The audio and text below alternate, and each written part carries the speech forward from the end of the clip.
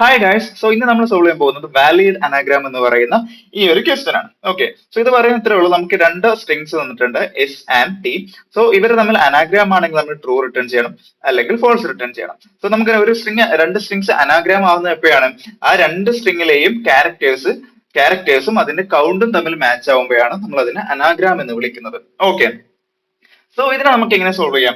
So ഇതിനെ optimal ആയിട്ട് solve ചെയ്യാൻ നമുക്കൊരു ഫ്രീക്വൻസി മാപ്പ് യൂസ് ചെയ്യാം. സോ നമ്മൾ ആദ്യം നമുക്ക് രണ്ട് സ്ട്രിംഗ് ആണുള്ളത് തന്നിട്ടുള്ളത് എസ് ആൻഡ് ടി. സോ നമ്മൾ ആദ്യം ഈ ഒരു എസ് എന്ന് പറയുന്ന സ്ട്രിങ്ങിന്റെ ഫ്രീക്വൻസി കാൽക്കുലേറ്റ് ചെയ്യണം. ഓക്കെ, എന്നിട്ട് സെക്കൻഡ് ലൂപ്പിൽ നമ്മൾ എന്ത് ചെയ്യണം? ഈ ടി എന്ന് പറയുന്ന സ്ട്രിങ്ങിൽ തന്നിട്ടുള്ള ഓരോ ക്യാരക്ടേഴ്സിനെ ഈ ഒരു നമ്മൾ ഫ്രീക്വൻസി മാപ്പിൽ ഉണ്ടോ എന്ന് നോക്കണം. സോ ആ ഒരു ക്യാരക്ടർ ആ ഫ്രീക്വൻസി മാപ്പിൽ ഇല്ല എന്നുണ്ടെങ്കിൽ നമ്മൾ അവിടെ ഫോൾസ് റിട്ടേൺ ചെയ്യണം.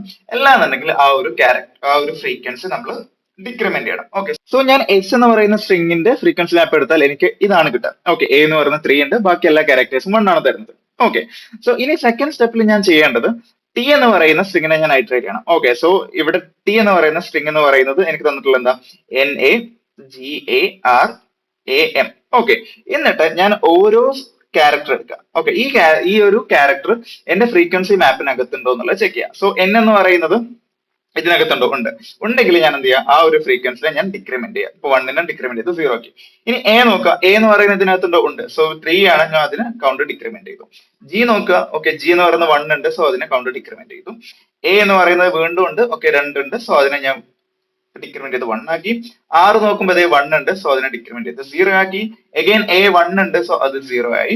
എഗൈൻ എം എന്ന് പറയുന്നതുണ്ട്, അതോടെ 1 ആണ്, സോ അതും 0 ആയി. ഓക്കെ, സോ എന്റെ ആ ഒരു ലൂപ്പ് അവിടെ എക്സിറ്റ് ചെയ്യും. അങ്ങനെ എക്സിറ്റ് ചെയ്ത് കഴിഞ്ഞാൽ അതിന്റെ അർത്ഥം എന്താ? ആ ഒരു രണ്ട് സ്ട്രിങ്ങും അനാഗ്രാം എന്ന് നമുക്ക് മനസ്സിലാക്കാം. സോ അവിടെ നമുക്ക് ട്രൂ റിട്ടേൺ ചെയ്യാം. ഓക്കെ, സോ നമുക്ക് അടുത്തൊരു എക്സാമ്പിൾ നോക്കാം. സോ ഇവിടെ നോക്കിയിട്ട് എന്താ? റാറ്റ് ആൻഡ് കാറ്റ് ആണ് തന്നിട്ടുള്ളത്.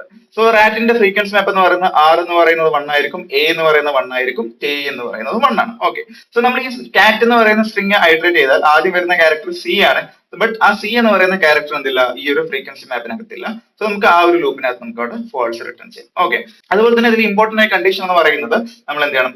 ലെങ്ത് ഓഫ് എസും അതുപോലെ തന്നെ ലെങ്ത് ഓഫ് ടിയും എന്തായിരിക്കണം?